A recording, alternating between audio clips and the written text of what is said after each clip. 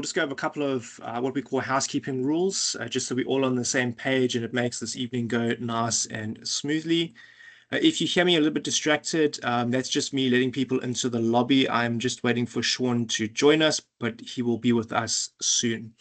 All right, so a couple of housekeeping rules we have. If you guys can please keep your mics muted unless you're asking a question, it will just help avoid any feedback or unnecessary noise in the background. Likewise with your cameras, if you can please keep your cameras off, this avoids distractions and also helps us save a bit of data. As we all know, UNISA is only giving us data during these exam periods, and we obviously need to keep it for the exam. So if you can keep your cameras off, it will just help us save some data as well. If you have any questions through the session where you want to ask a question, please use the raise hand function. If you're using the app or your laptop, there's a little button there that says raise hand. If you can just pop that up, we'll answer your questions as we get to each of you. From our side, when you raise your hand, it tells us number 1, 2, 3, 4, and we'll just work through that in the list as they do come up. So please do use that raise hand function. It just helps us keep everything nice and orderly. If you are a little bit shy and you don't want to chat to us live on audio, we do have the chat function there that's been enabled. You can drop your questions and whatnot into the chat, and we will circle back to that in between to try and get to those questions. I have shared the mock exam link in the chat as well for those that haven't used the mock exam site. I definitely encourage you to use that one. We do have a mock exam quiz set up there. It mimics the actual exam itself in the format. You get 50 questions. It's set slightly quicker at 90 minutes, but it'll give you a feel for what to expect during the actual exam. So once you've read through the book, I would highly recommend giving that a go. It'll show you more or less if you're on track or not. Before we jump into the actual notes that I have for this module, I do need to say that tonight is not going to be a comprehensive cover every single possible topic in the actual prescribed book. These are merely the notes that I've taken from the prescribed book that I think are important or need to be highlighted, or where I've seen them come up quite a few times in past question papers. So it's by no means every possible thing that is covered. And I do encourage you, if you haven't read the prescribed book, to definitely read over the prescribed book. As I mentioned earlier, I've read that book probably, well, when I was studying this module, I read it over like 3 odd times. And obviously since then, I've read over it a couple of times as well. So there's no harm in reading over it. What I will say is don't rely on the study guide. There is not enough information in the study guide for you to pass this exam. If you only rely on the study guide, you're going to have a problem. There's just not enough information in there, so you have to read the prescribed book. I know the prescribed book might look scary and chunky, but don't be intimidated. Just take it one paragraph at a time, and you'll find before you know it, the 200 pages is gone. Because I think the book, I think it's about 200 pages, so you'll find it disappears fairly quickly. All right, I hear we have a microphone on. If someone can please perhaps mute their mic for us.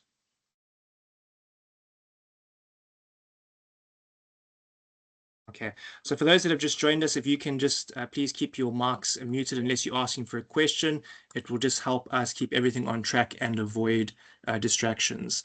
If you've got your prescribed books with you, what I'm going to do is I'm going to go through the points that I've listed for each chapter. So you're more than welcome to read along if you want to, or if you've got your notepad and some snacks, you can just keep a listen. And so for chapter 1, we'll just start there. It's a nice natural starting point, keeps everything simple. I don't have a lot for this particular chapter, but some of the key important aspects would be, for instance, sorry, I heard like someone's mic's on there. Marla, I think that's how I pronounce your name. Can you please just keep your mic muted for us? Thank you.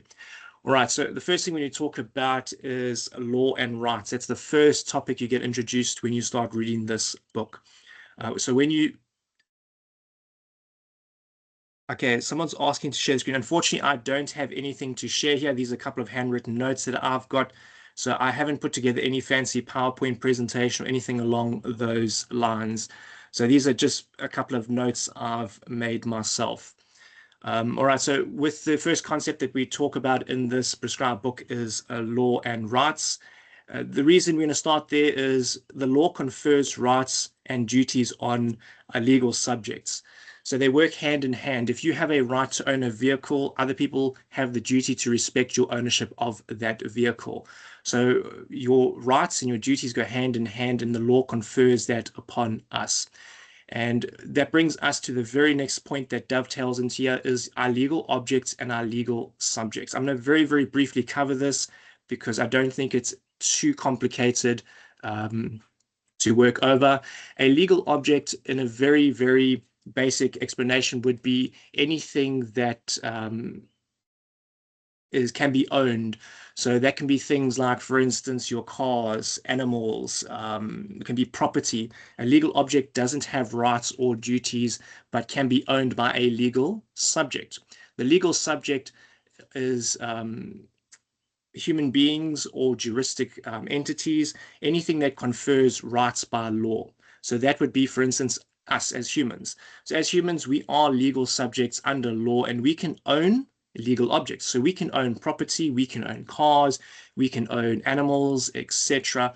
But with being a legal subject, we have those rights, but at the same time, we also have duties.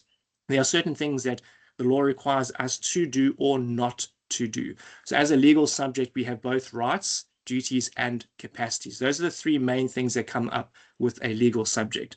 It's not necessarily that important that you remember all those bits and pieces. I haven't seen any particular past question papers that ask that, but they will ask you what the difference between a legal object and a legal subject is. So we just have to remember that a legal subject is anything that the law confers rights and duties on, which in our case would be human beings and juristic entities, which we'll cover a bit later. All right, we've got legal object done, legal subject. The other two things that they do ask, I have seen a couple of questions in the exams asking for is, what is the difference between a corporeal object and an incorporeal object? So a corporeal object are those things which we can taste, touch, feel, we can see them. In other words, our five senses, we can see this object, we can taste it, we can feel it. So that will be a book, a house, a car. Those are all corporeal objects because we can see them, we can feel them, etc. The opposite of that are the incorporeal things. These are things that we can't hold or see. For instance, it'll be things like music. You know, we can't hold music, we can't feel music. It can be things like designs, patents, intellectual property. All these things we call incorporeal because they don't actually exist in the real world. Not like a piece of furniture which you can touch and you can feel is there. So that is a corporeal thing. It's those things you can touch, feel, taste, etc. And incorporeal things are those things which we can't necessarily touch. We can't see them in the actual real world. So like music, ideas, thoughts in your minds, things along those lines are what we call incorporeal objects. Right, I'm just trying to pop through to the chat. I saw someone post a question there. I just want to see if it dovetails in here. Okay, about the case. So someone was asking about cases. Let me just quickly cover that now. So there are cases that they will ask you in the exam, so you do need to know them. Ideally, if you could memorize them all, that would be your best prize, you know, your first prize to have. Unfortunately, for myself, I wasn't able to remember every single one, so I memorized the more important cases that I saw coming up quite often. I see someone saying that I am breaking up. Are you guys able to hear me there, or am I breaking up?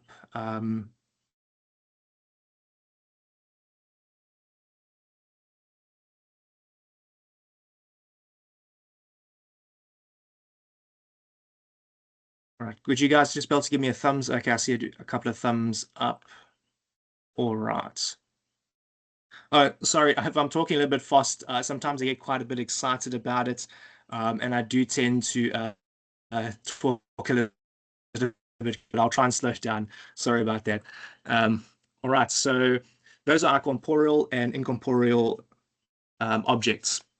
There's not a lot of questions I've seen coming up by that, but as long as you remember what the difference is between the two of them, you'll be perfectly fine.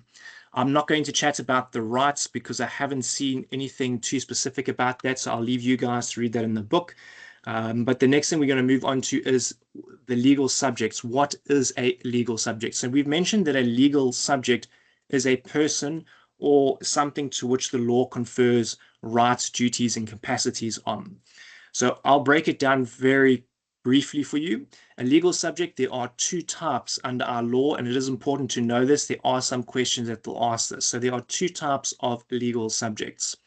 The first one is a natural person. So a natural person is a human being. And the second type is what they call a juristic person. A juristic person is an entity that gets rights by law. So that would be, for instance, companies, banks, universities, a church, political parties, trade unions, etc. So those would all be juristic persons. There are some questions now that will ask you what is not a juristic person, and you need to remember that trusts and partnerships, those two are not juristic people. So if you get a question that says find the non-juristic legal subject, and they say, well, there's a company, there's a bank, there's a trust, there's a church.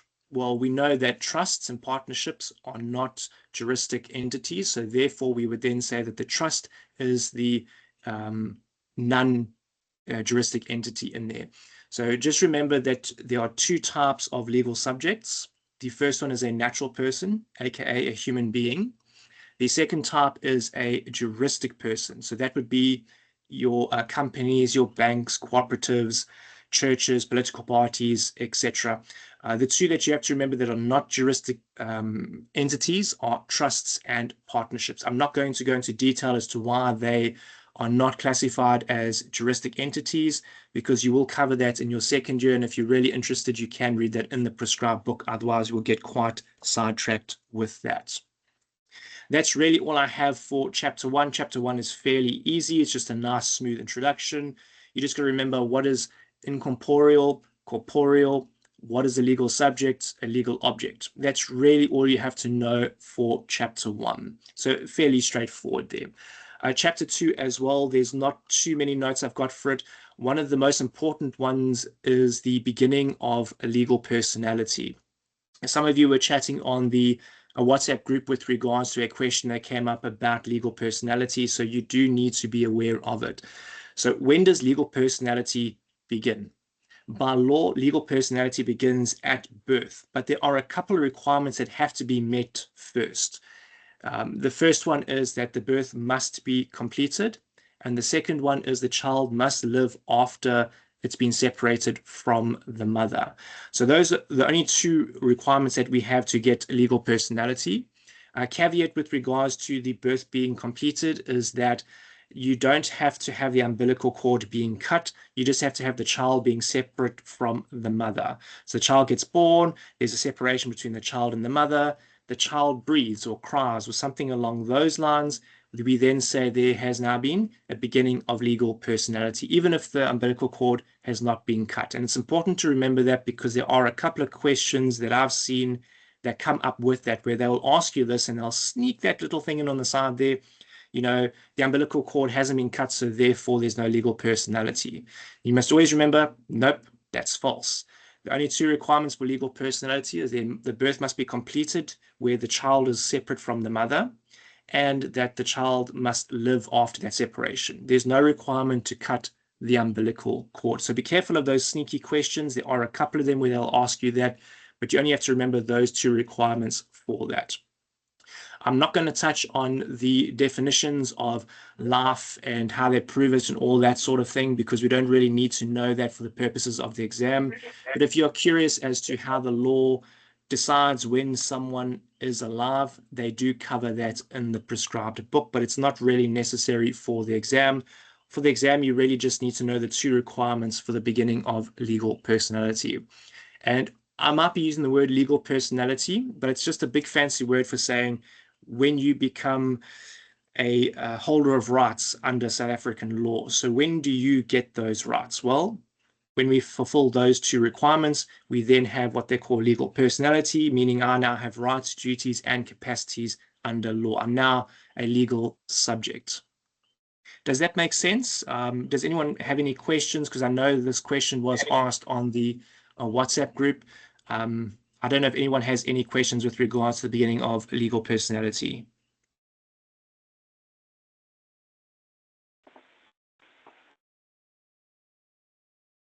All right, it looks like we're all good. That's awesome.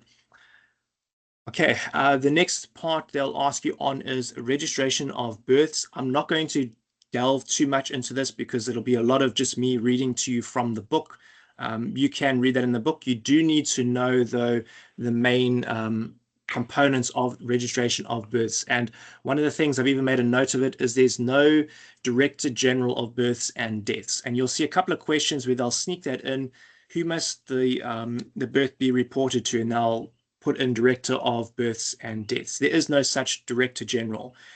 All the births and deaths get reported to the Home Affairs Office, Director General of Home Affairs, not of births and deaths. So if you get a question that says all births must be reported to the Director General Births and Deaths, true or false, that's false. There is no such thing as Director of Births and Deaths. So just be careful of that red herring. It's always the Department of Home Affairs.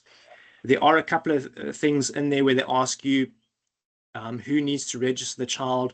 So ideally, both parents, the mother and the father, should register the child, preferably also within 30 days. There are a couple of questions that will ask you about that. With regards to the notice of birth, with regards to if they are older than a year, younger than 7, older than 7, etc., I haven't seen any questions asking that, but I have seen questions asking about that initial within the 30 days.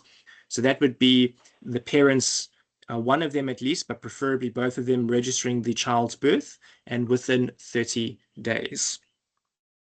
I'm going to leave the rest of that off because I think you can read that in the prescribed book if you want to delve into between the older than 1 year and younger than 7. As I say, I haven't seen too many questions. I think maybe one asking about older than a year, so it's not high on the priority list in my humble opinion.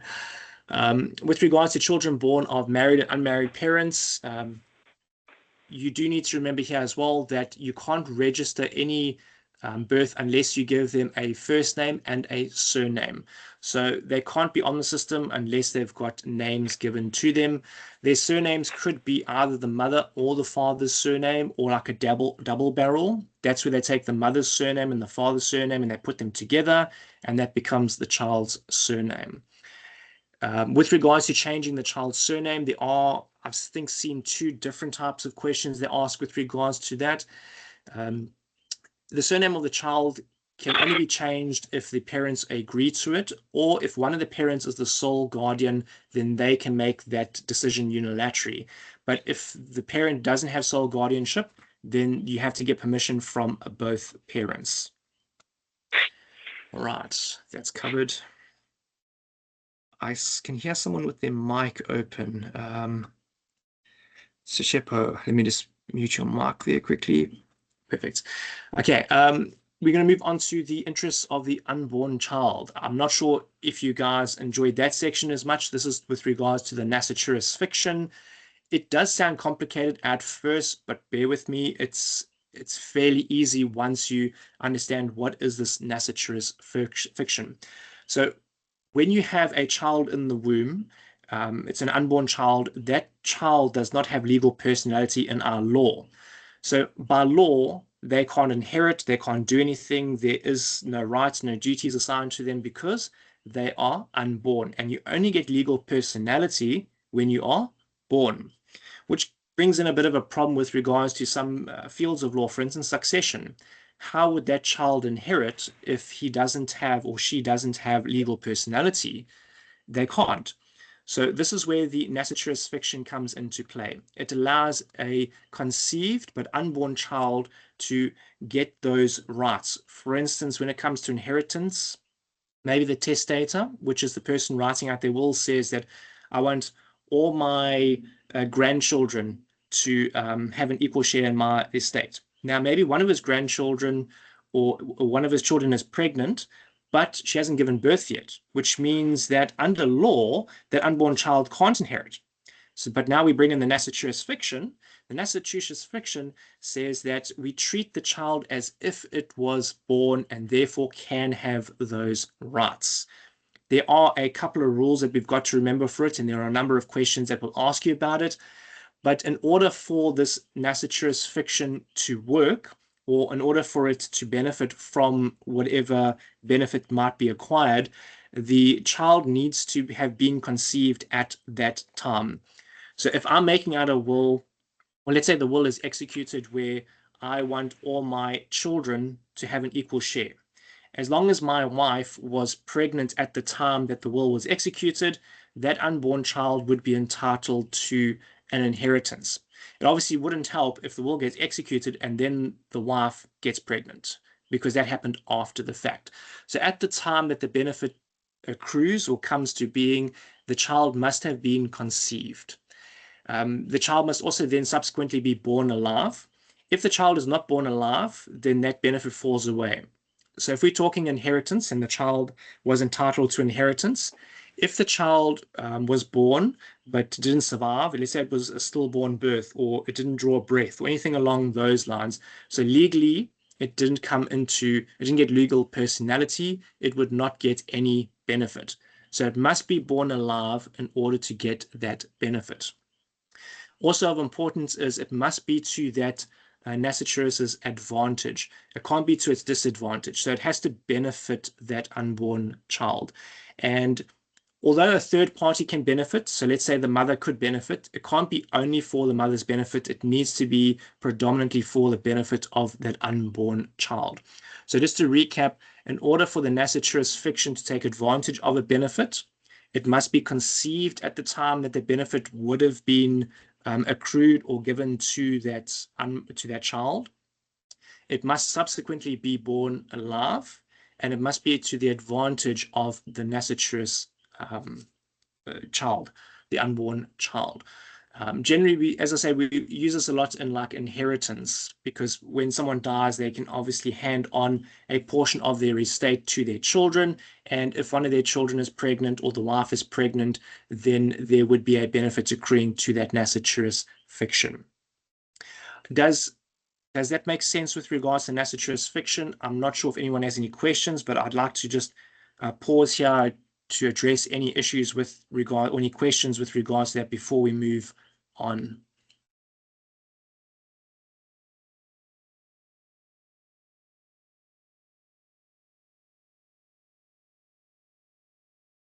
Okay, I'm not seeing any hands going up, so I'm going to assume that we're all good with that. All right, we've covered that. Okay, someone was asking about cases. This is a case you do need to know. It's the Chisholm versus East Rand Proprietary Mines. That's the one where the dependent had a action for loss of support. There are some questions that do ask about that. So that's that Chisholm versus East Rand Proprietary Mines. That's the one where the SCA said that the ordinary law of delict needs to apply, not for like prenatal injury, etc. So if you are asked that question, just remember it's got to do with loss of support, where the Supreme Court of Appeal said that we need to follow the ordinary laws of delict. In other words, wait for the child to be born alive. If the child is born alive and there does happen to be something that there was a damage, we can then follow the normal rules for delict. So that was the Chisholm v. East Rand Proprietary Mines. Another one that does come up as well is the Friedman v. Glicksman. This is to do with contracts and unborn children. This is where the court said that a contract could not be made with an unborn child, because remember, an unborn child doesn't have legal personality, so you can't have a contract with something that doesn't exist. So just take note of the Friedman v. Glicksman. That's to do with an unborn child not being able to be contracted. The next thing that does come up in the questions that I've seen has to do with termination of pregnancy. So they break it down into three main sections. So the first one is up to 12 weeks. Then it's from 13 to 20 weeks. And then it's from 20 weeks and up. And each of these sections has their own rules and requirements. So the first one, up to 12 weeks, a woman can terminate the pregnancy at any time she wants, up until 12 weeks for whatever reason she wants. From 13 to 20 weeks, it can only be terminated if a medical practitioner, after consultation with the woman, is of the opinion that the pregnancy would be of risk to the woman's physical or mental health, or there's a substantial risk to the fetus, or the pregnancy resulted from rape or incest, or alternatively, the continued pregnancy will significantly affect the woman's social economic circumstances. So those are the 4 requirements or 4 reasons if you want to terminate between 13 and 20 weeks. Once you hit that 20-week mark, then there's a different set of rules that govern that. From the 20-week mark onward, only a medical practitioner in consultation with another medical practitioner is able to terminate that pregnancy. So you can't use a nurse. It has to be a medical practitioner, aka a doctor. And there are only 3 reasons that they list for being able to do it after the 20-week mark. And that's if there's danger to the woman's life, if there's a risk of severe malformation of the fetus, or if there's a risk of injury to the fetus. So those are the only 3. So what the questions will do is they'll say a woman is 14 weeks pregnant. She wants to terminate because of, I don't know, let's say it was rape. Then you have to say, okay, well, from 13 to 20 weeks, we are allowed to terminate on rape, on incest, on mental abnormalities, etc. So you'll be able to answer that question and say, yes, she can terminate because that reason does fall within the requirements. However, let's say you get a question, and I think there is one where it says like the woman is 21 weeks pregnant. She's decided that she no longer wants to have the child because it would be an inconvenience to her. Unfortunately, that isn't one of the reasons listed for termination, because from 20 weeks onwards, it can only be if there's danger to the woman's life or the fetus's life. So in this instance, she wouldn't be able to terminate the pregnancy. So there are a handful of questions. There's not a lot, but there are a handful of questions where they'll ask you about those 3 stages. Usually it's phrased in one of 2 ways. One is they'll give you the scenario. For instance, the woman is X weeks pregnant. When can she terminate, or can she terminate for whatever the reason is? And the other one would be choose the correct or incorrect statement from the list below. I've seen both forms of that question. So do try and take a note of those 3 categories. It's up to 12 weeks, then it's 13 to 20 weeks, and then it's after 20 weeks. They each have their own requirements. Right. The next stage is sterilization. People can be sterilized voluntarily as long as they are 18 years of age. The person getting the sterilization does need to be given a clear and adequate description and explanation of the proposed procedure, and they are allowed to withdraw consent at any time that they want to. With regards to a minor, so this is a person under the age of 18, there are certain requirements that have to be met before you can sterilize a minor. Some of them are, for instance, it may only be performed with the consent of the minor's parent, guardian, or curator.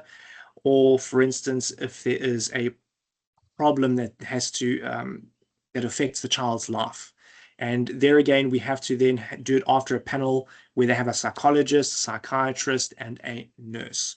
I haven't seen too many questions with regards to minors and sterilization. I've seen mostly to do with adults. So those are 18 years and older.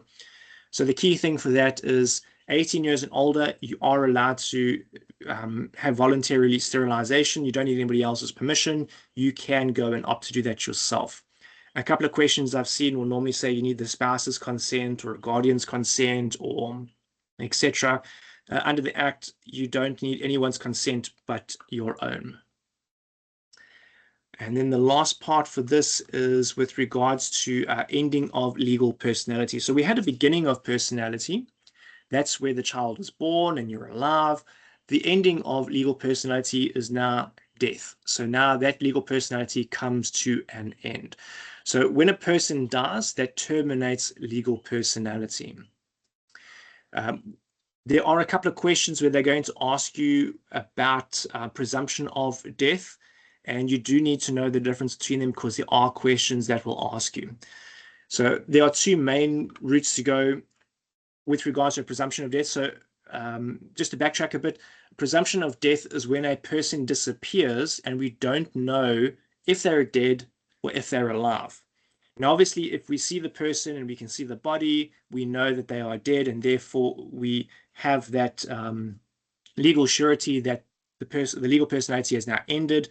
That person's estate can now be dissolved. But if a person goes missing and we don't know whether they're dead or alive, this is where the presumption of death comes in. There's two routes that we can go. So let's say it's been a while, we don't know whether the person's alive or dead.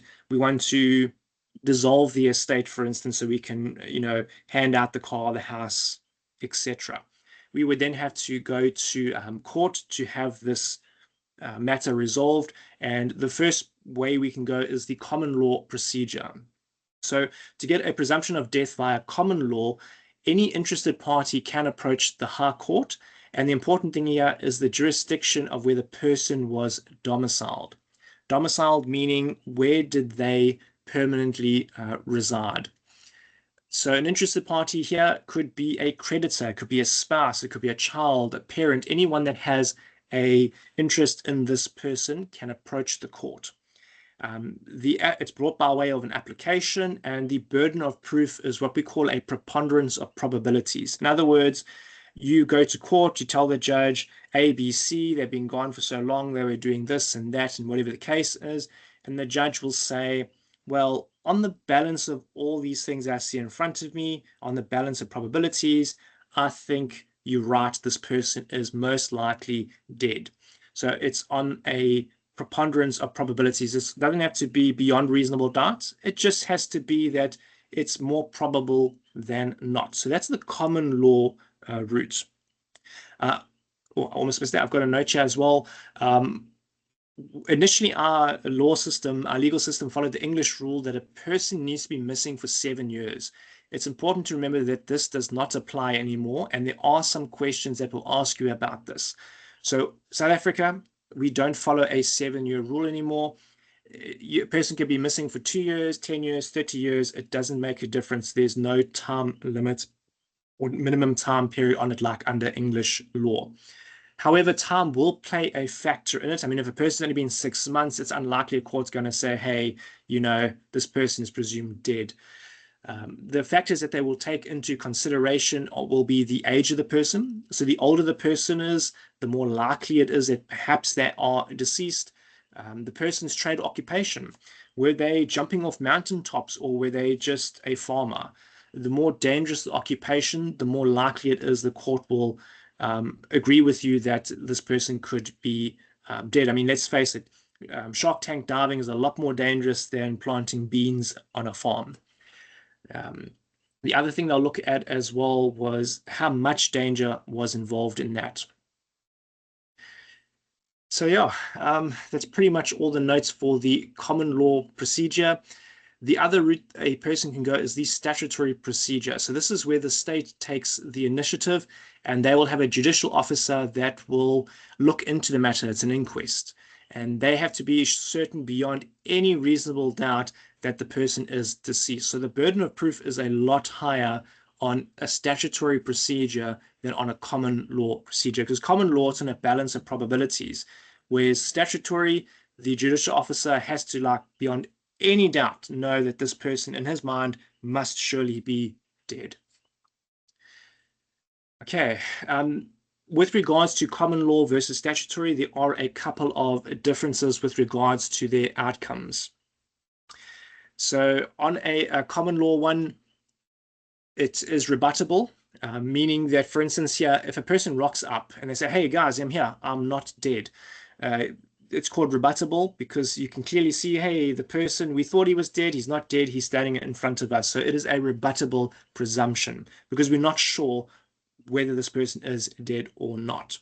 However, if we did decide that the person was, let's say, presumed dead, you can then divide up their estate or distribute their estate, as they would say. Sometimes the court may ask for collateral or security. but it just depends on the circumstances. With regards to that difference in common law versus statutory routes, on common law, if a person is presumed dead, it does not dissolve their marriage. If you want to dissolve the marriage, you would have to bring that application at the same time or at a later date to dissolve the marriage. However, if we go the statutory route where there's an inquest and the judicial officer rules that this person is deceased, then your marriage or civil union is automatically dissolved by law. So that's quite an important distinction between the two. So if we go in the common law presumption of death, we need to remember that the person's marriage is not dissolved unless it's being asked for. So the spouse or the person would have to say, you know what, please dissolve the marriage, or at a later stage come back and say, dissolve the marriage. Whereas if it's a statutory route, that is automatically done by law. Does that make sense with regards to the statutory presumption of death and the common law presumption of death? Yeah, I see a couple of hands going up. Perfect. I've got a couple notes here just to finish off this chapter. There is a section in the book where they talk about fetal remains being buried, and the policy was that any fetus under 26 weeks of age cannot be buried.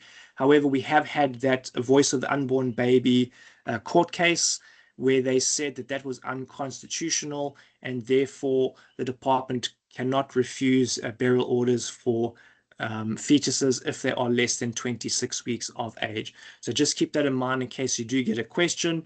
That is the voice of the unborn baby case.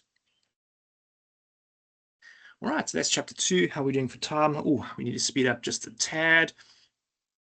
Okay, so I'm going to jump straight into legal capacities. So we have the capacity to act, the capacity to litigate, and the capacity to be held accountable for our actions.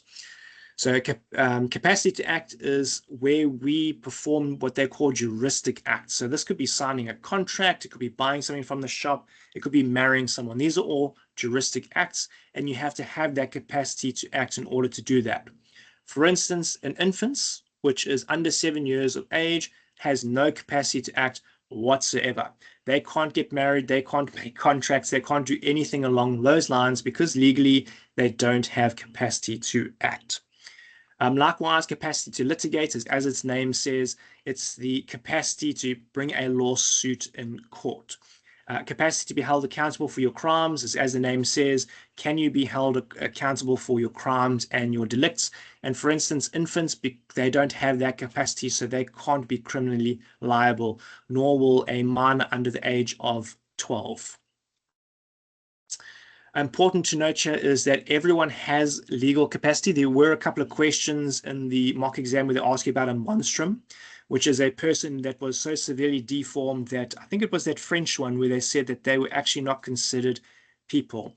Now, under our law, if you're a human, you have legal capacity. It doesn't matter, what you look like, if you're a woman, a boy, what skin color you have, or anything along those lines. It makes absolutely no difference. From the moment you're born, you have legal capacity and you have certain rights.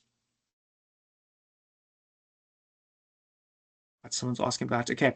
So when I say capacity to litigate, what I mean is you want to go and sue someone for money. So let's say they owe you money. In order to be able to go and sue that person in court, you need to have the capacity to litigate.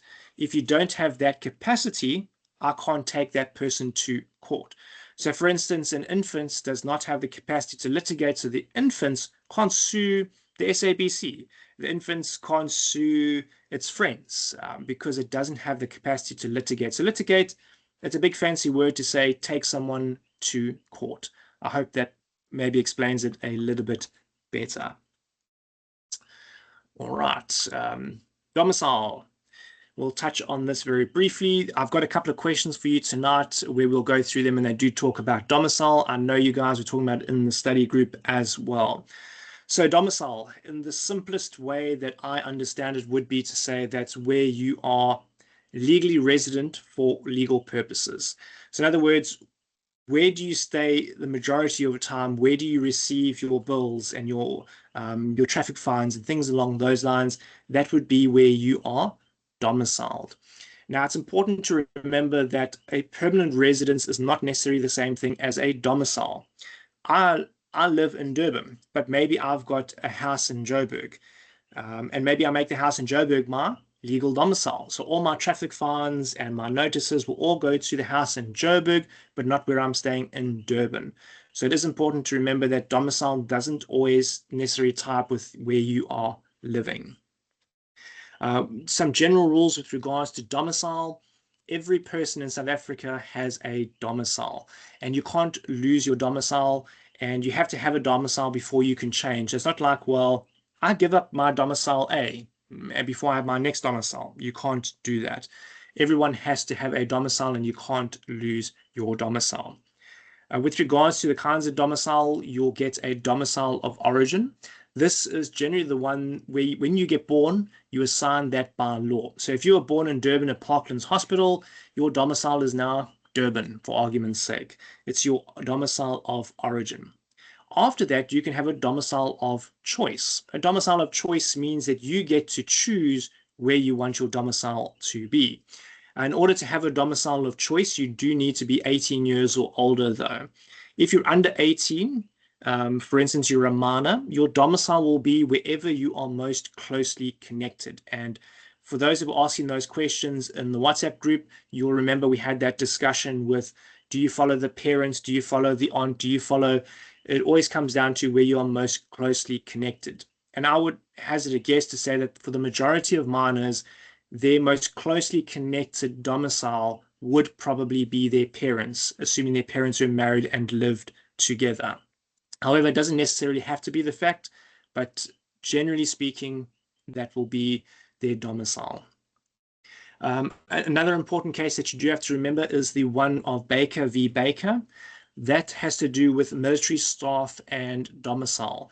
That case was where they allowed soldiers to acquire a domicile at a place that they're not stationed at.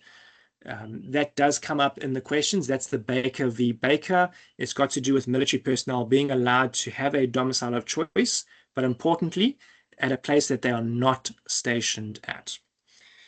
Another case that does come up is the Naval v. Naval, if I'm pronouncing that correctly. That's to do with diplomats and public officials, where they said that they could acquire a domicile in South Africa. So that's the Naval v. Naval. And the last important one is to do with prisoners.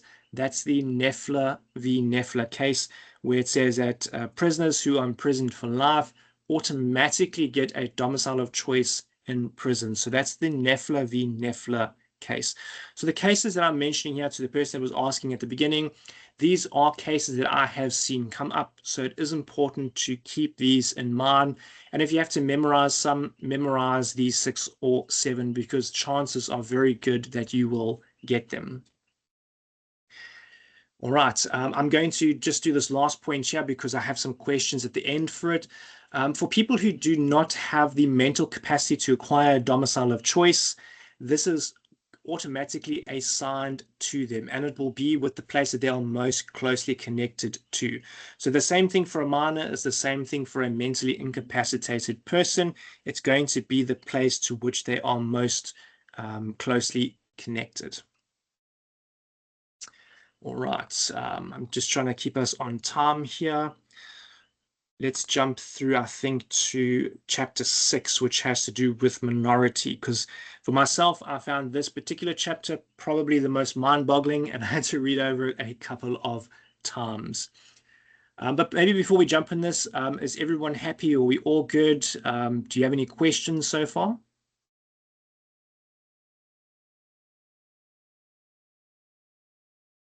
Okay, it looks like we're all good. Okay, so chapter 6 is the fun one. I've got about maybe 3 or 4 questions at the end where we can go through some mock exam questions to do with minority and contracts. But yeah, let's just dive straight in and we'll handle any questions as we go along. So minority will affect a person's status, meaning if you're under the age of 18, you are a minor, and there are certain things you cannot do. There is a limitation on your certain capacities. So for instance, we mentioned earlier, capacity to litigate or capacity to act will be limited because a minor cannot enter into a contract unassisted. A guardian or the parent or someone has to either ratify the contract or do it on their behalf. Because if a minor enters into a contract by themselves, it's a void contract because they don't have the capacity to bind themselves to that. Let me just see. I think we had a question pop through. So the question is, if a person is temporarily domiciled somewhere, will their domicile change? So no, there are certain rules or requirements in order to change your domicile. One of them is the intention to move your domicile or the intention to permanently reside somewhere. So if you're going on holiday somewhere or you're going on a 6-month trip somewhere, if you don't have the intention of making this your domicile doesn't move. So if you are in Cape Town and you decide you want to go working on the yachts, and let's say Cape Town is your domicile, just because you're working on the yachts in the Mediterranean for the next year, your domicile doesn't move because you didn't have the intention of moving your domicile. So your domicile stays as Cape Town. However, if you were in the Mediterranean, you decided, I like it here, I want to live here, I want to move here, then you've got the intention of acquiring a domicile in the Mediterranean. But if it's just a temporary thing where you go on holiday or you don't have the intention of moving your domicile there, your domicile will stay in the place that it was. I hope that explains that point. Okay, so jumping back onto minors. When a person reaches 18 years of age, they are no longer a minor. So in other words, they are now a major and they have full capacity to act, to litigate, and so on. Let's jump there. Okay, so just to recap, an infant is a person that is under 7 years of age. They have no capacity to act or to litigate or do any of those things. Then we have what they call a minor. A minor is a person that's 7 to 18 years of age. So an infant is under 7, and a minor is between 7 and 18. And from 18 onwards, you are a major. There are a couple of caveats with regards to things that a minor may do. I'm just very briefly going to read these 3 points out. The first one is to do with children that are 12 years of age or older. They are allowed to purchase contraceptives and receive medical advice. If the child is 14 years or older, they can be a witness to a will. And if the child is 16 years or older, they can make their own will. So those are the only 3 little caveats with regards to their limited capacity. There are a couple of questions that will ask you about, can they be a witness to a will? Can they make their own will? So you just have to remember that if you're 14 and older, you can be a witness. But in order to make your own will, you need to be 16 and older. And if a child is 12 or older, they can buy contraceptives and get medical advice. Okay, just to circle back to capacity to act in infants, an infant being under 7 years of age, an infant doesn't have any capacity to act and therefore cannot conclude any juristic act. When I say juristic act, I mean a contract, marriage, anything along those lines they cannot do. The guardian needs to act on their behalf. So for instance, if they're even going to receive a donation, the guardian has to receive the donation for the infants. If property was being bought for the infants, the guardian would have to do all that. If someone is suing or there's litigation involved, the guardian will do that on behalf of the infants. So everything is done on behalf of the infants. The infants does nothing. They can't do any juristic act themselves. So just remember, an infant is under 7 years worth of age. All right, let's jump into contracts. So a minor. So remember now, when we say a minor, it means someone that's 7 years and older. So we're no longer talking about infants because we've established infants, basically, they can't do anything, no capacity act or anything along those lines. So now we're talking about minors, which is a child that is 7 years or older. So a minor cannot incur contractual liability. It's just the way the law works. However, a minor can enter into a contract unassisted if the contract improves their position and doesn't impose any duties on them. So for instance, it could be a donation. You can give that minor a donation because there's no strings attached. They don't have to do anything and it's to their benefit. So they can accept a donation. Anything that requires them to do something, then you have a problem because you've now put a duty on that minor. If a minor does enter into a contract unassisted, and there are contractual liabilities put on the person, on the minor. So for instance, there's things the minor has to do, there's duties. We would say that that minor is no longer contractually liable. They can void it because you can't hold a minor liable for any contractual duties. However, the parent or the guardian can ratify that contract. So in other words, the minor enters a contract and then goes to the guardian afterwards and says, hey, look, this is what I've done. And the guardian or the parent says, well, that's good, that's fine, let's do it. So in other words, they're ratifying that contract. Or the parent or guardian has to do it on behalf of the minor. So they've got to assist them with that contract. Okay, let's just skip some of that there. Skip that. Okay, with regards to the guardian's liability, the guardian doesn't assume any liability for anything that the minor does, unless, of course, the guardian signs surety. Surety is where the guardian says that I will stand liable with the minor. So assuming the guardian doesn't sign surety, you can only, take up the minor. You can't sue the guardian. Let's go to ratification. Right, now here's the fun part. Unjustified enrichment. And there are a couple of questions that you've seen that ask this type of question. So the question is, how can a minor enter into a contract yet not be contractually liable? Because the law doesn't make them contractually liable.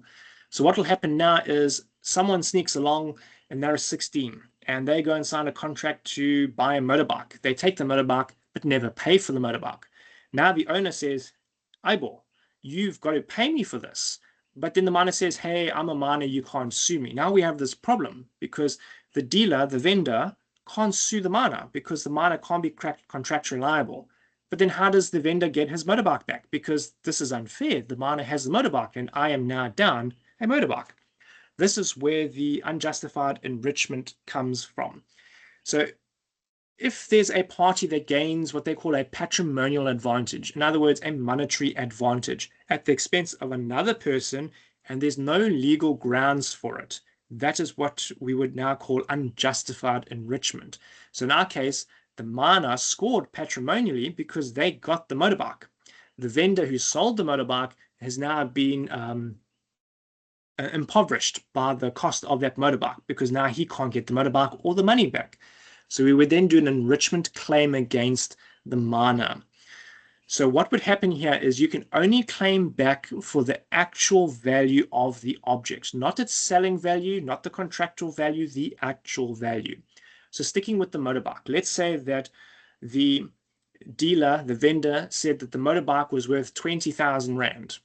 But in reality, the motorbike was only really worth 15,000 because remember, the dealer's got to add on his markup. So the dealer buys it for 15,000, he adds on 5,000, and then he sells it.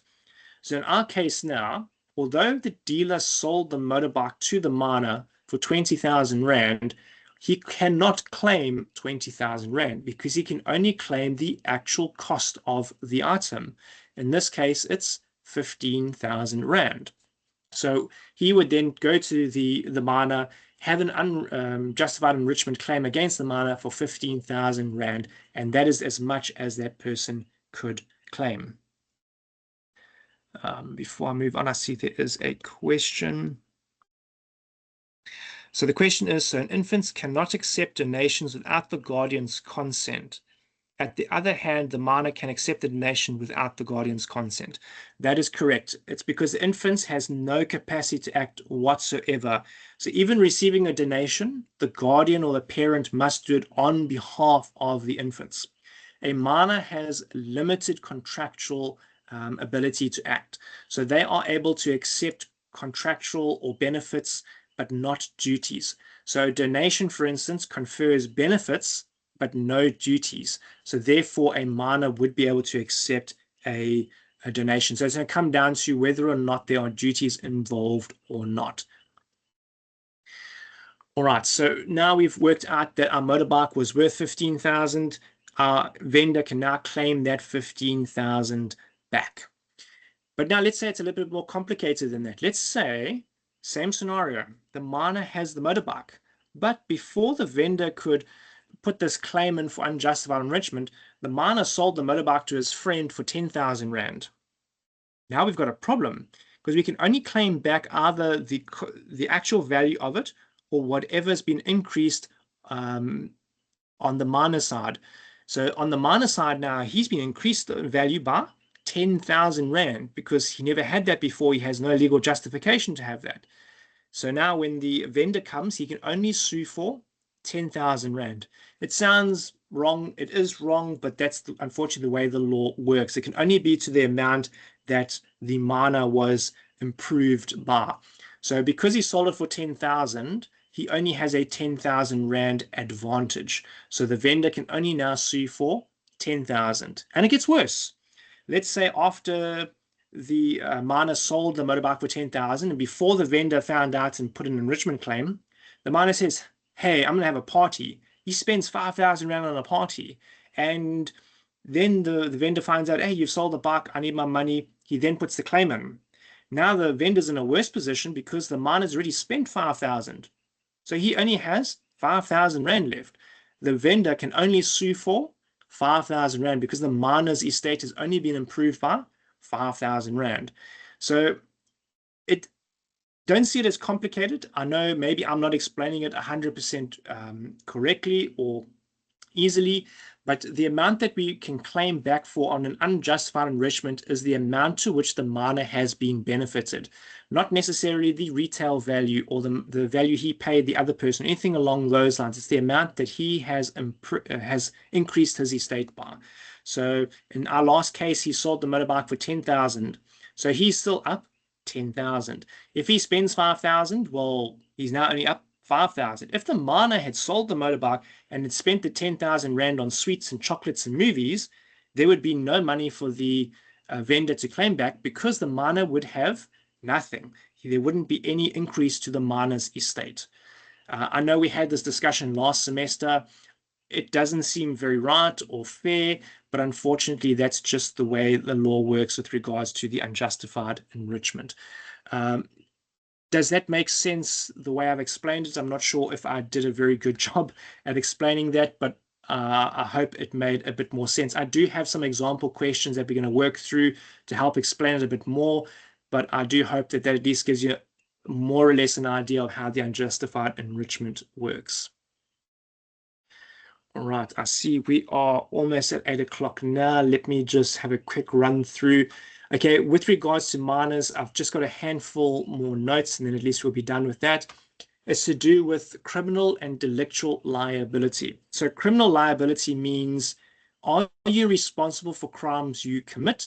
And delictual liability means, are you responsible for damages that you commit? So on criminal liability, there is a minimum age for criminal liability, and that is 12 years of age. And it's important to know because there are questions that do ask that. So if you get a question that says, John was 11 years old when he scratched someone's car, can he be held criminally liable? The answer would be no. He can't be held liable for malicious injury to property because he is under the age bracket for criminal liability, which is 12. So there are a couple of questions that ask that. If the minor is between 12 and 14, there's what we call a rebuttable presumption of non-criminal liability. So in other words, if it's between 12 and 14, we assume the minor is not criminally liable. However, if you can produce evidence that says that the minor knew what they were doing and they are liable, you can rebut the presumption and they can be held liable. Minors from age 14 onward are treated the same as everybody else, and they're held accountable criminally in the same manner as anybody else.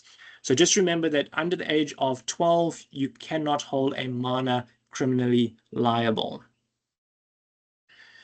With regards to delicts, under common law, there is a rebuttable presumption. Now, remember when we say rebuttable, it means it's just assumed, but you can prove it to the contrary. So under common law, there's a rebuttable presumption that minors between the ages of 7 and puberty are not accountable for delicts. So that means for boys, it's up until 14, and for girls, it's up until 12. You will not be liable for delicts. In other words, damages.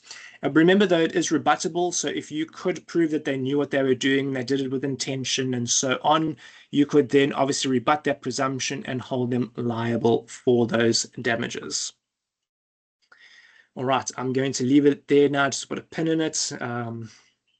Let's skip over that. Right, so we've got prodigality. I'm going to leave out the section with regards to mental illness. That's not too complicated to go over. The only thing I will point out is the 3 different types of curators. There are some questions that will ask you this, so I just want to briefly touch on it. The 3 different types of curators you get. Curator meaning someone that's appointed to help handle your affairs. So you get a curator bonus, which is a person who looks after your financial affairs. And the way I remember this one is bonus sounds like bonus, booty, something along those lines. Don't ask me why, but that's how I've always remembered what a curator bonus is. So think of it as there's a bonus, there's money involved. The second category is a curator ad litem. Ad litem is a curator that helps you in your legal proceedings. The way I remember this is litem, litigation, court. So a curator ad litem is a person who assists you in legal proceedings. The last category is a curator personae. This is a person who looks after another person's body. So for instance, there's a mentally ill person or a person who's physically incapacitated. They need someone to help look after them and care for them. That would be a curator personae. All right. The last thing for that would be that just remember that although curators assist you and can do certain tasks on your behalf, there are 3 things that they cannot do. They cannot institute a divorce on your behalf, they cannot make a will for you, and they cannot exercise your parental rights and responsibilities. Those are 3 things that a curator is not able to do for a person. So if you get any questions that ask you that, always remember that curators cannot divorce someone, and which means they can also not make you marry someone. They cannot make a will for you, and they cannot exercise your parental rights and responsibilities. That's something you have to do yourself. All right, I think that is us done for there. I'm just having a very quick look over. Yeah, I think we'll put a pin in it there for now. We've covered the most important bits, and we're almost spot on for time. All right, so I think before we jump into doing over some mock exam questions, does anyone have any questions with some of the stuff I've covered tonight, or perhaps you've read something in the prescribed book that you're not sure about? Maybe we can address those now before we jump into going over some questions that you might get in the exam. So does anyone have any questions that are just burning on you and you have to get them out?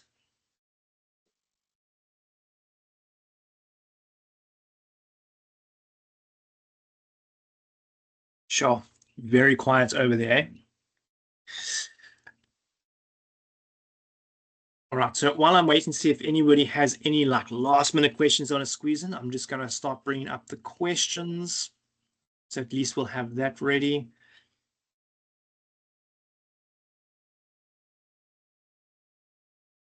Okay. Okay, so someone is just asking to just go over the types of curators one more time. Okay. So the 3 curators are a curator bonus. That's a curator that assists you with your financial affairs. In other words, helps you manage your property, your banking finances, etc. That's a curator bonus. Then you get the curator ad litem. Ad litem meaning that they assist you with your legal affairs. So for instance, let's say a minor needs to go to court. The court might assign a curator to the minor to help them in their litigation. And what type of curator would it be? It would be a curator ad litem.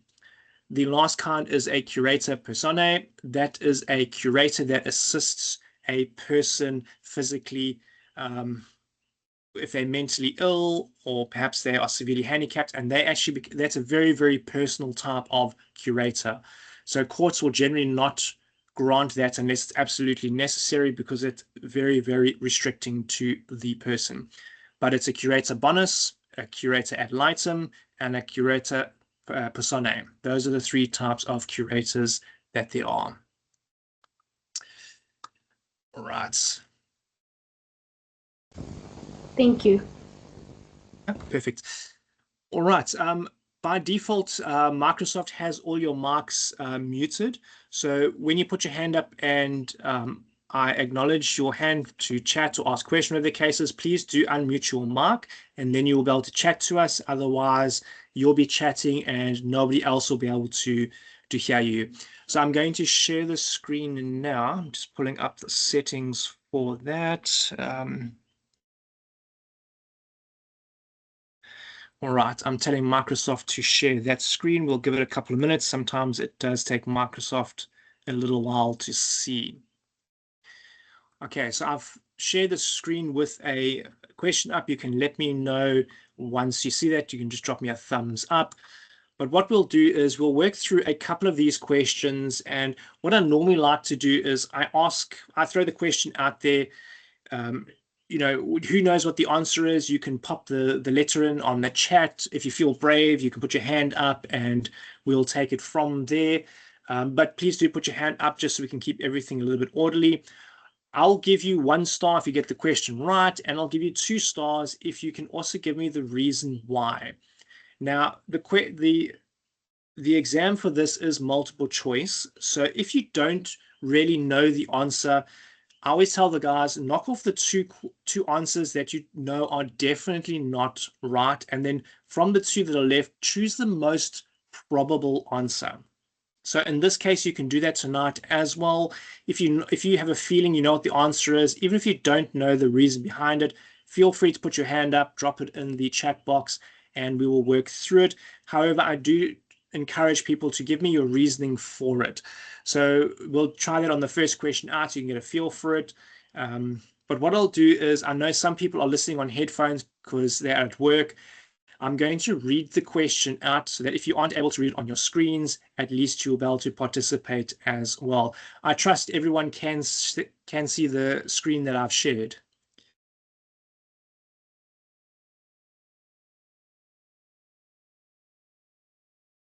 Right. Okay, so I'm going to read the question out now. So, a natural person's legal personality begins at birth, provided that certain requirements are met. Which of the following are not requirements in this regard? Now, we've got 4 options. Our first one is A, the umbilical cord needs to be cut. B, the birth must be fully completed. C, the child must live after separation, even if only for a short period of time. Or D, the child must be born alive. So the first thing we want to do on questions like this in the exam is we're looking for that negative. It says, which of the following are not requirements? So there's something in here. One of these is not a requirement. And we covered this right in the beginning. So hopefully you do remember those 2 main requirements. But who feels brave enough? Who wants to give a shout out? I see we have a couple of people going through on the chat. We've got A. We've got, yep, A seems to be winning so far. Does anybody else feel like they want to have a stab at that question?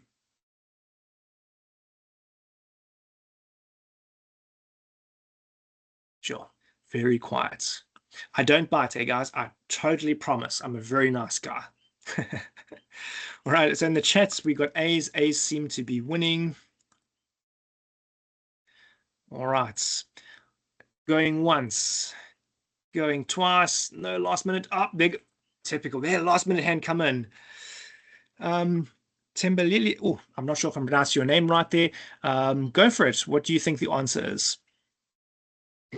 Good evening, guys. The correct answer is A, because from the prescribed book, it is said that the umbilical cord does not need to be cut off from the, as long as the birth is completed, the mother and child are separated. Yeah, I think that's it. Oh, perfect. All right. No, you were spot on, 100% right there. The incorrect option here is the umbilical cord needs to be cut. So all the guys in the chat saying A, you also spot on as well. And you get 2 gold stars because you had a reason for it as well. So you have to keep track of that, eh? So we've got our leaderboard going. We've got 2 gold stars so far, but 100% spot on. Let's load up the next question. Okay. How many categories of legal subjects does South African law recognize? So our options are 1, 2, 3, or 4. Wow, that was fast. Individual. Oh, I'm sorry.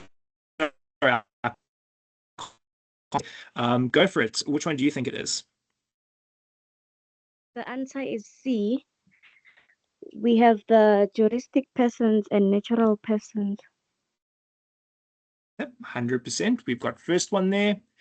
And in that chat, we see, yep, hey, you guys are flying. C is a popular one there. Absolutely, you guys are 100% right. And you get 2 gold stars as well. You got the correct answer and the reason for it. We only have 2 types. That's juristic persons and natural persons.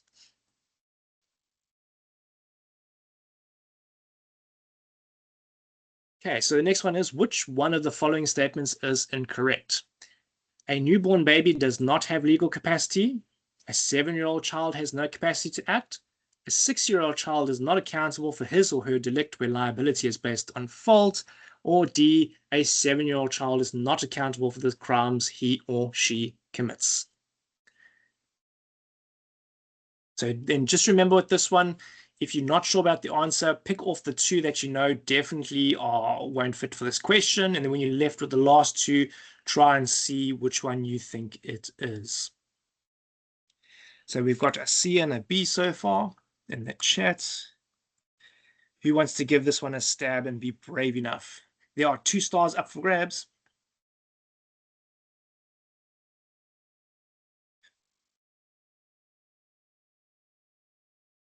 And then just remember with this question, we're looking for the negative. So it's which one is incorrect. So it implies that there are 3 correct statements and 1 incorrect statement. Whoop, I see some more C's, B's, A's seem to be taking over. Mr. A. Diaga, what do you have for us? Okay, I'm going to say C, because if a child has got a nanny and that nanny does something wrong, the child can be liable with a delictual liability. Or if a child has got a dog and that dog bites somebody, then the child can also be liable, delictual. All right. That's what I guess. Okay, no, it's fine. So let's see on the chat. So we've got, that was C. And in the chat, we've got a whole lot of A's, a couple of brave B's. All right. Okay. So the correct answer for this one is, or the incorrect statement, I should say, is option A. So the reason we say it's option A in this case is it specifically says that a newborn baby does not have legal capacity, which is incorrect. Every person born has legal capacity, no matter their age, how good they look, how good they don't look, they all have capacity. So because it says that it does not have legal capacity, that is incorrect. So for this particular one here, because they're asking for the incorrect statement, it is A. If they ask for a correct statement, this one here would be correct, option C, because a 6-year-old child is not liable for their delict when it's based only on fault.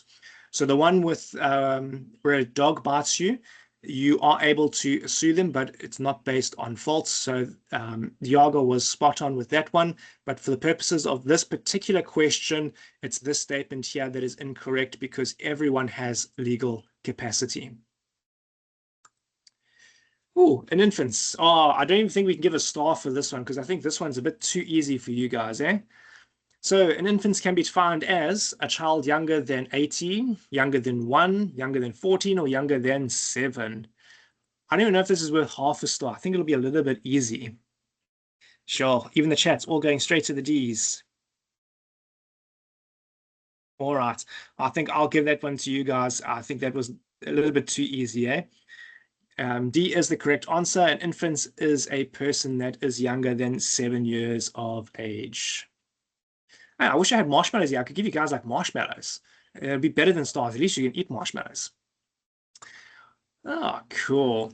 All right, so indicate the only correct statement. So we've got 4 statements. That implies that 3 of them are wrong statements. So our first option is A, Ben, who is 6 years old, has limited capacity to act. B, Natia, who is 12 years old, has limited capacity to act. Kamita, who is 20 years old, has limited capacity to act. Or Sarah, who is 18 years old, has limited capacity to act. So this comes back down to those age brackets. What is an infant? What is a minor? What is a major? I see in the chat we've got, sure, B's seem to be winning out so far. Oh, we got a brave D. Up, and we've got our hand up. Go for it. Which one do you think it is? Well, I think B is the correct answer because minors between 7 and 18 years old have the limited capacity to act because the law assumes that they lack the full maturity and they must be protected. Yep. So, B. 100%. You are spot on. So everyone in the chat who was going for B, you guys are all right. And you get yourself 2 stars. 1 for the answer, 1 for the explanation. Yeah, I can't even add anything to the explanation. You were 100% spot on. All right, we've got to choose the only correct answer. So in terms of Section 19 of the Children's Act, the biological mother of a child acquires full parental responsibilities and rights of her child as soon as she gives birth, unless she, now we've got 4 options. A is cannot afford to support the child. B is unmarried. C is the child's surrogate mother. Or D is married. We didn't cover that tonight, but this is in the prescribed book. So we've got some C's going up in the chat. Anyone feel brave enough for this?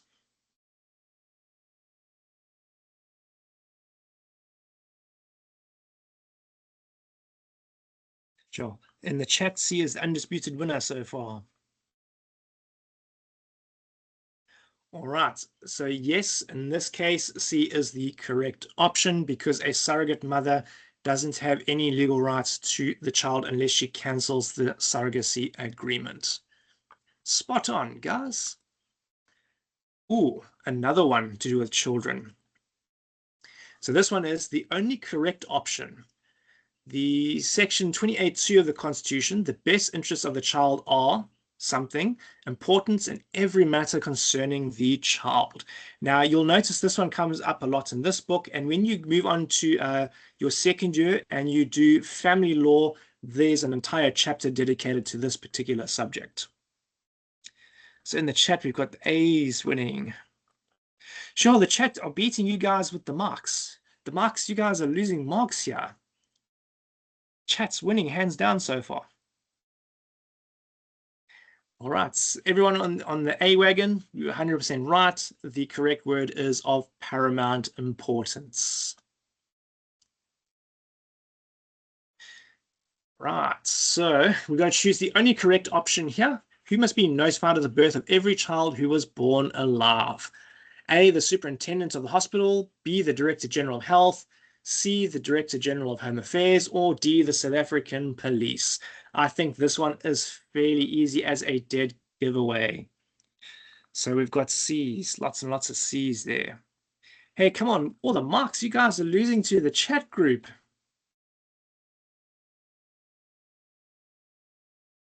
Sure, that the chat is but moving.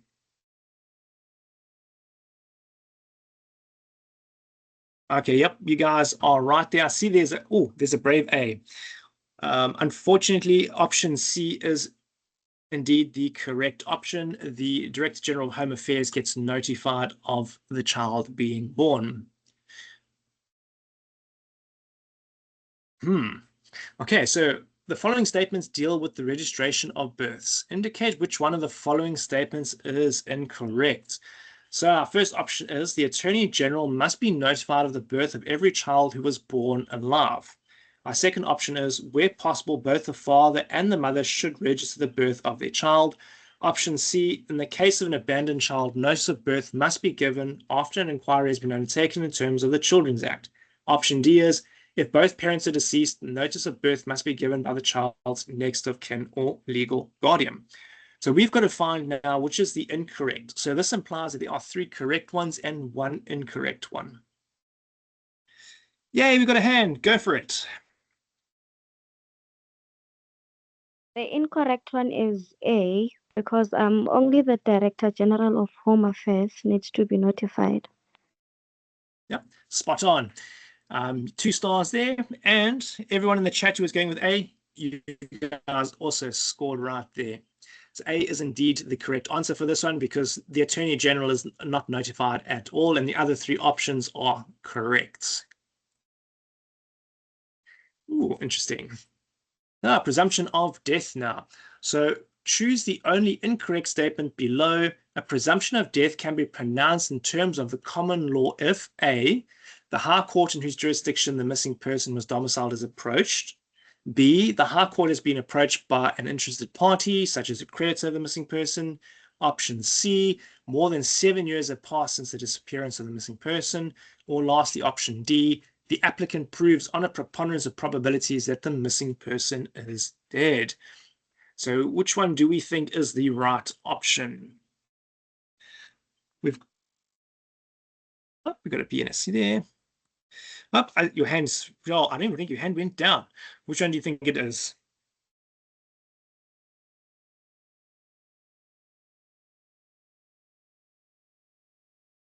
Oh, the hand went down. Well, on the chat, C is winning so far. Come on, who's on the markets team, you know? Someone has to give a reason for this one and score the extra gold star. Yay, go for it. Which one do you think is the right answer? Well, I think B is the correct answer. B. Do you have a reasoning for why you think it's B? Or are you just taking a chance? I read the question wrong. It's the incorrect one. I'm sorry. No, it's all good. I still would have given you a star there if you had reasonings for why you thought your answer was the right one. Oh, the correct one is because in terms of common law procedure, the interested party is the one that can approach the High Court.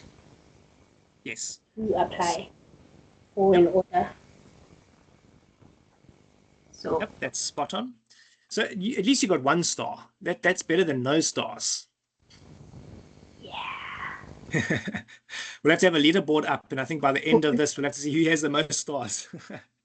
All right, so I see in the chat, C seems to be winning hands. Oh, and we've got a guy and Katsikani.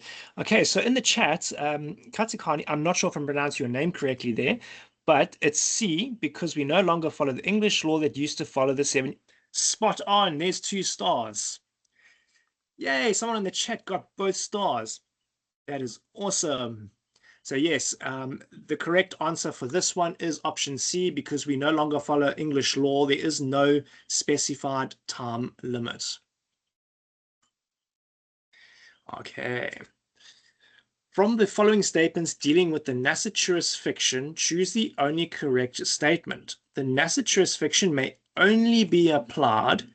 Now we've got to find the correct statement implying that there are 3 wrong statements. So the first one is option A, if the unborn child is specifically mentioned in a will. Option B, in the field of succession. C, if it's to the advantage of the Nassaturus. Option D, if the child dies shortly after birth. This one is a tricky one because your knee-jerk reaction might give you one of 2 options, but the wording says only. So we now have to make sure that we read very carefully the options. I see we have a couple of answers on the chat so far. C seems to be winning over on that side. Do we have anyone on the marks team that wants to step in and give this one a go?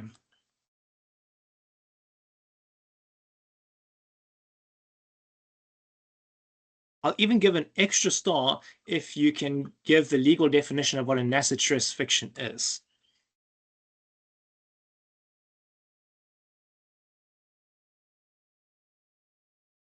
No one's brave on the mark side. All right, I see everyone in the chat, you're saying C. You guys are on fire.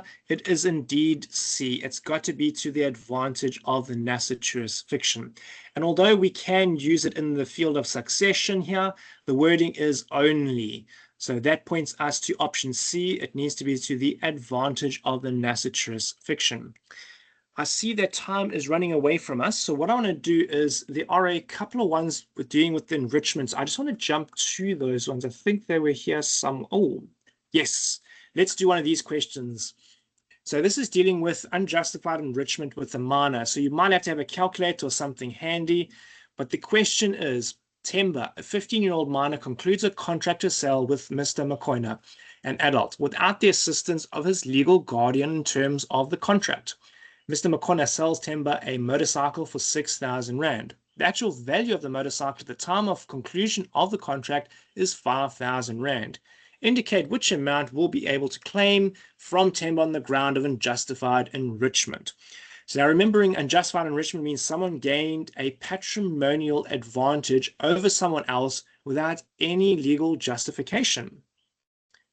So who wants to try that one out? Oh, I see the chat is already going. We've got A's, a whole lot of A's. Come on, where's my guys on the mics? You guys can't let the guys in the chat win the whole round. Sure, A's definitely coming in strong. Does anyone know why it's option A, though, for an extra gold star? Hey, yes, we got someone on the mics. Go for it. Which one do you think it is? The correct answer is A, because Mr. Who, I'm not sure if I'm gonna explain this correctly, but this person who's claiming can only claim the exact value of the amount. I don't know how to put it, but yeah, along those lines, something like that. Yep, no, you've got it right there. You can only claim the actual value of the item, not the selling price of the item. So you were spot on there. 2 gold stars. And everyone in the chat who was saying A. Oh, and I see someone actually came in there quick with an option. Haha. All right, so all the guys saying A, you guys are all spot on. It's 5,000 Rand. We've got 2 stars for the lady on the mic as well because she gave the reason for it. And it is indeed 5 because you can only take the actual value of the item, not the selling price. Now, I think there was one more that's a little bit more complicated. Yes. Okay, so this is going to be more of an exam type question. It's the same concept, but there are a couple more moving parts involved. So Sipho is a 15-year-old minor, and he concludes a contract of sale with Mr. Malefi, an adult, without any assistance. In terms of the contract, Mr. Malefi sells a laptop to Sipho for 9,000 Rand. The actual value of the laptop at the time of concluding the contract is 8,000 Rand. On the 18th of March, Sipho sells the laptop to a friend for 6,000 Rand. He spends the money as follows: 500 Rand at the movies with his friends, 2,000 Rand on rent, and 2,000 Rand on new clothes. When Mr. Malefi institutes action on the 13th of April, Sipho still has 1,500 Rand in his possession.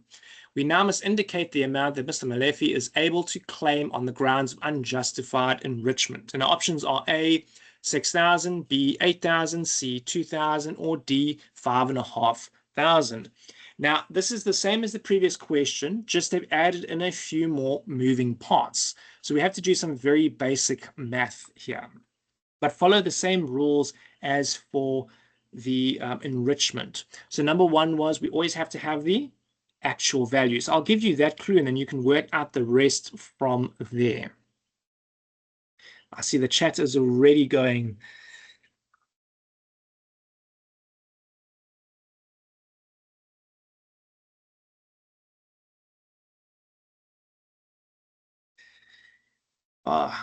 So no one, come on, we've got to have one brave person on our mark side to work for those stars. We can't let the chat guys have it all.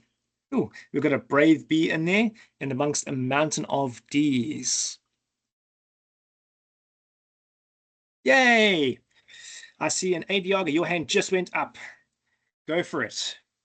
Okay, so to start off with, the actual value, he will start with 8,000, but then he sold it, and so he got 6,000, and you can only, he can only claim back, Mr. Molefe can only claim back what he actually has gained in possession. So he would have anyway had to pay his rent of 2,000, and he bought 2,000 rand of clothes, and he still got the 1,500 rand in possession. He cannot claim the 500 rand that he spent on his friends. So that is a 2,000 and a 2,000 plus the 1,500 cash, and that is 5,500 D. Yep, you are spot on, 100%. 2 gold stars. Yay for the Marks team. Woohoo! Because that chat side, they were drowning us out there with these. All right, so I hope you guys understood that. That was 100% spot on. The correct answer for this question is option D. It's 5,500 Rand, as the lady was saying. The reason that it's not 6,000, even though or in this case 8,000 is the actual value, we can't use it because the only value that the miner has been improved by or increased by was the 6,000 Rand, which he sold. So he sold the laptop, and that's the money he got. But we can't claim the 500 Rand because that was movies and friends. We could only claim for necessaries. So the 2,000 Rand rent he would have spent anyway, so we can claim that. The 2,000 Rand on new clothes are necessary. He would have had to have bought clothes. So we up 4,000. Plus he still has that 1,500 Rand left in cash. So we're allowed to claim that. So that's how we get to the 5,500 Rand. And also the reason why we can't claim the 500 Rand from the movies, because movies are not necessaries. And last semester we had this whole debate about how it wasn't very fair. And I do agree it's not very fair to Mr. Molefe because he's obviously lost money in this whole exchange. But unfortunately, that is just the way the law works. I wouldn't say it's fair, but that unfortunately is the way it goes. I see we are now at 8:30. I do have a couple more questions if those that want to carry on want to. Otherwise, we can close for the evening. I'm not sure how your evenings are looking. I don't mind sitting around for maybe, let's say, another 2 more questions if you'd like to do that. Or if you guys are confident and you want to end at right now, I'm happy with that as well. What do you guys feel like doing? This is your session. You can let me know what you feel up for.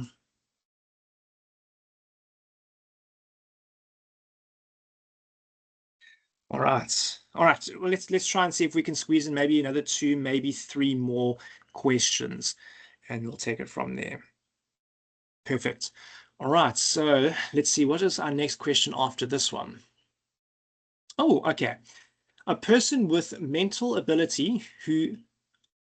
normal mental ability who squanders his or her assets in an irresponsible way is option A is an insolvent person, option B is a minor, option C is an intoxicated person, or option D, a prodigal. What do we think the option is? Sure, D's are winning hands down. Sure, okay. I think we'll give it to the chat, guys. They are flooding in. Option D is indeed the correct option. It is a prodigal.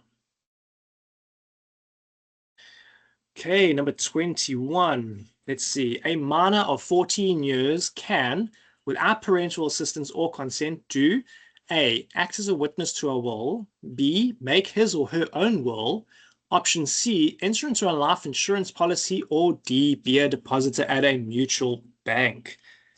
All right, so a minor at 14 has limited capacity to act. So which option do we think it is?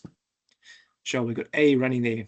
Sure, guys, those on the marks, you're losing out to the chat, guys, because they are just flooding in.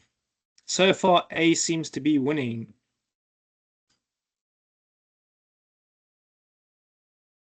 Yes, indeed. A, since he has limited capacity to act, there we go. We'll give it to the guys in the chat. You guys got it all right there. Yep, perfect. Hey, you guys are all flooding in there. So option A is the correct one. They can act as a witness to a will. Hey, what about off the cuff question? At what age can a person make their own will? Who knows the answer to that one? Yep, there you go. Hey, Diago, you were first on the line, 100%. You beat everyone there. Sorry, guys, on the marks. You all lost out. They were like wildfire on the chat there. We'll have to reserve you guys a slot for the next question. Okay, guys in the chats, how about we let the guys on the marks have a little chance, because you're flooring them hands down. All right, let's try the next one. Okay, indicate the only correct option. A capacity to be held accountable for crimes and delicts influenced by a person's option A, age, option B, religion, option C, gender, option D, domicile. Up, I see the hand. Let's go for it.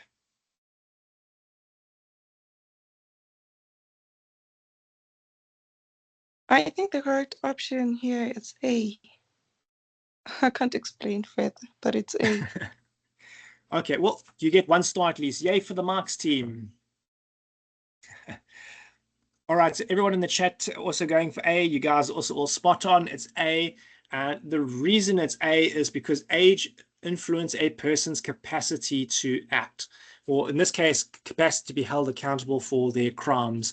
So if a person is under the age of 7, they are not criminally or delictually liable at all. From up until age 12, they are not criminally liable. And from the age of 14, they are fully liable. So age in this circumstance will affect your ability to be held accountable. Your religion, your gender, your domicile don't affect your ability to be held accountable for crimes. Let's try the next one. Oh, this looks like a fairly simple one. So, indicate which one of the following is not recognized as a legal subject in our law. So we've got A conceived but unborn baby, option B, a severely deformed baby, option C, a child who is attending primary school, and option D, a person who is 18 years of age. So which one is not a legal subject? Remembering that a legal subject has rights, duties, and capacities.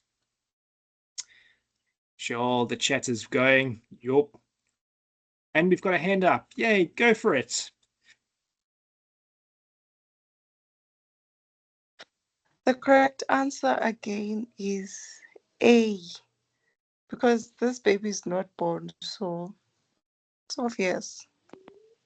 And when does a person get become a legal subject? After birth. And do you know what the 2 requirements are for that? The 2 requirements. Must be born alive. The child, the birth must be completed, meaning Yes. the body and the baby's body should be separated. Yes. And Oh. the I'll give you the gold star. You're like almost right there. The only other requirement has to breathe, be born alive. So there's separation and the breathing part. Oh. But I mean, you were spot on. I'm giving you the extra star for that one because that wasn't even part of the question. It was just one of those extra things I snuck in on the side there. And let's see on the chat. Up, A seems to be up. There we go. We've got someone there. Yep, they are not legal subjects. Yep. Hey, you guys in the chat, 100%. Diago, I see your hand is up. Okay, I have a question. With the Nasitura's rule and fiction, there is actually a difference. So when you talk about the Nasitura's rule, then they actually see the fetus as a legal subject. So it is being treated, the unborn child is as a legal subject, but it has to be conception. But when it is the Nasitura's fiction, then it is the legal status of legal subject only starts when the child is born alive. Okay, so when we say legal or Nasitura's fiction or rule, they are synonyms for each other. Some people say the Nasitura's rule because as far as they're concerned, a child that's been conceived has legal personality from the moment they are conceived, whereas the other camp says that no, it's not a Nasitura's rule, it's a Nasitura's fiction because you only get legal personality when you are born. For the purposes of this module, you can refer to either or, but the author does make a note that they prefer the use of the term naturist fiction, but they did have a whole little, I think it was like a page or two where they were discussing why one word was used over the other, but they are in essence synonyms for the purposes of this module, but they do have a preference to rather use fiction as opposed to rule. So it would just depend on which camp you fall into as to how you specifically see them. Thankfully, in the exam, they don't ask this type of question. They're not too specific on, is it a naturist fiction? Is it a rule? What is the difference? Explain it to us. So thankfully, they don't cover that. But if you'd said naturist rule, it wouldn't have been an issue either. But yes, there are different ways that they do view them, so you are spot on for that. I'm not sure how many of you guys noticed that in the book, but they do have a nice little, I suppose we could call it debate as to which one is the correct one to use. But for the purposes of this module, the author does prefer the use of naturist fiction. Oh, this is the second to last one I've got, so we might as well finish the last two and then we can call it a night. So this one says, when performance is promised on the one side in exchange for performance on the other side, the contract is A, and we've got a couple options here. A is reciprocal contract, B is a natural contract, C is a multilateral contract, and D is a unilateral contract. So which one do we think it is? See, we've got A's so far in the chats.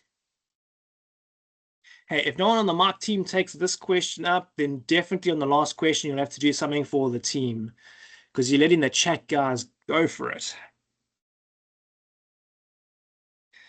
Okay, yep. So option A is indeed correct. It's a reciprocal contract because each side has a duty to the other and they each owe each other a performance. And this is the last question I have in my question bank for the evening. The question is, Thandi is a 16-year-old minor. Which one of the following statements regarding her domicile is incorrect? So option A is Thandi's domicile is assigned to her by operation of the law. Option B is Thandi is domiciled at the place with which she is most closely connected. Option C, Thandi will follow the domicile of her father. Option D is Thandi cannot acquire a domicile of choice. Okay, so this is actually a slightly misleading question. Okay, so what we're going to do is disregard this incorrect part here, change it to correct. So out of these statements here, which one is the correct statement regarding a domicile with a minor? This here is incorrect for these options. So change it to correct. So out of the four options that are available here, which one is the correct option?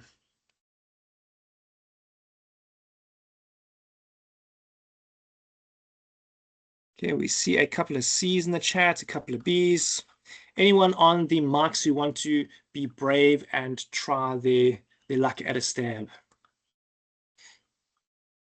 Oh, there's a C coming in. So B's and C's seem to be winning in the chat. Seems to be fairly equal between the two of them. So, right. I don't see any brave hands going up. So the option in this case is indeed option B. It is the place to which she is most closely connected. So remember, for minors and mentally incapacitated people, it is the place to which they are most closely connected. As I mentioned earlier, if she is a child of married parents who live together, they will in more likelihood have the same domicile as the father and the mother. But for the purposes of this question, the correct answer is actually B. It's the place where she is most closely connected. I'm not sure why this is incorrect up here. I will go and correct that on the mock exam a bit later. But for the purpose of this question, which is the correct one, it is indeed option B. So yeah, I hope you guys had fun with that. You've burned through all my questions. So I hope that was a little bit helpful. Does anyone have maybe any last, we'll call it last call questions that you have about the module or anything that we've covered tonight? Any burning questions that you want to ask tonight?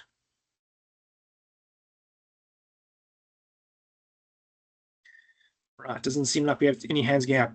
All right, the exam, I believe, is next week. So do try and do the mock exam on the mock exam website if you can.